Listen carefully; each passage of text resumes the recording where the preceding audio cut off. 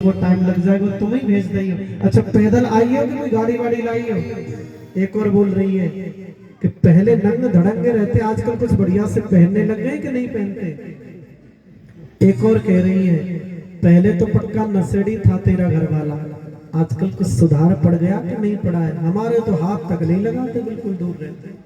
देवियां कह रही है अब सती ने सब बर्दाश्त किया, इधर उधर झांक करके देखा तो सब ठीक है, लेकिन मेरे पति का कहीं सम्मान नहीं है। बाकी सब तो ठीक है पर पति का कहीं सम्मान नहीं है।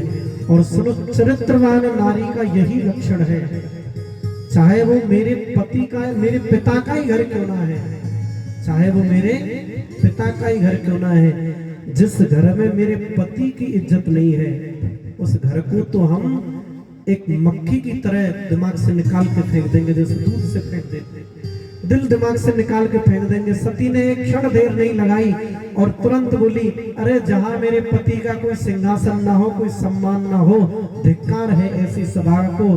हे राजन, पिता कहना बंद कर दिया।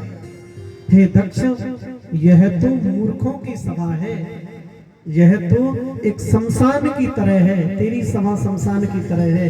मुझे तो चारों तरफ शमशान ही शमशान नजर आ रहे हैं। अब थोड़ी ही देर की बात है, यह तेरी सब सभा शमशान में ही बदल जाएगी, क्योंकि जहाँ शमशान, ये शमशान बराबर है जहाँ भोलेनाथ का कोई सम्मान नहीं है, वो शमशान है।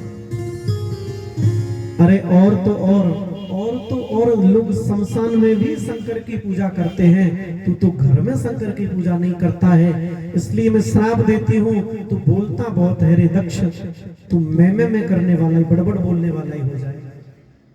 और माता सती तुरंत बैठ गई अपने पति का ध्यान करके।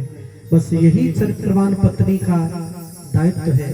अपने घर में लड़ाइयां रोज होती है, खूब हो जाए, लेकिन कोई और हमारे पति को उल्टा सीधा बोल जाए या उसका सम्मान ना करे, उसमें तो हम काली का रूप भी धारण कर सकती है। और सती ने वही किया। लोग कहते हैं कि माता सती ने अग्नि कुंड में कूद करके हवन कुंड में अपनी जान दे दी, यह गलत है। वो सती ही क्या जो कुंड में कूद के जान दी, यह तो आत्महत्या हो गई, यह तो जौहर हो गया। वो तो बैठ गई और पतिदेव का ध्यान किया, पैर के अंगूठे से ही अग्नि प्रज्वलित हो गई और धीरे धीरे उन्होंने संपूर्ण शरीर को जला करके भस्म कर दिया, पूरा शरीर जला करके भस्म कर दिया। श्राप दे करके गई कि सभासदों तुम्हारी गति नहीं होगी,